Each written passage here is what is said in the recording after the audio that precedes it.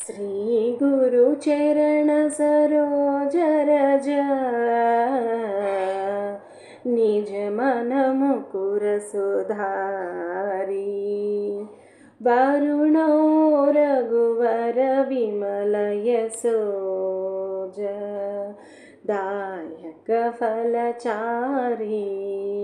यम कुबेर दिगपाल जहाते कवि कोविद कहि सकै कहते तुम उपकार सुग्रीव ही किन्हा राम मिलाय राजपद दिन्हा तुम्हारो मंत्र विभीषण माना लंकेश्वर भय सब जग जाना युग सहस्र योजन पर भानु लील्यो ताहि मधुर फल जानु प्रभु मुद्रिका मेलि मुख माही जलधि लांघि गए आजर जनाही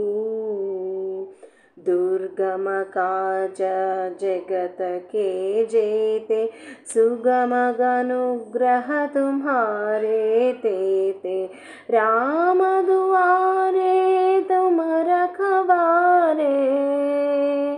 हो तन आज्ञा बिनु हैटारे सब सुख लाहै तुम्हारो शरण तुम रक्षक कहूँ को डरना आपन तेज सम्हारो आपै तीनों लोक हम कते कांपै भूत पिशाच निकट नहीं आवै महावीर भज नाम सुनावै नासै रोग हारै सब पीरा जपत निरंतर हनुमत वीरा संकट से हनुमान छुड़ावै मन क्रम वचन ध्यान जो लावै सब पर राम तपस्वी राजा तिनके काज सकल तुम साजा और मनोरथ जो कोई लावै तासु अमित जीवन फल पावै चारों युग परताप तुम्हारा है पर सिद्धि जगत उजियारा साधु संत के तुम रखवारे असुर निकंदन राम दुलारे अष्ट सिद्धि नवनिधि के दाता असवर दिन्हा जानकी मात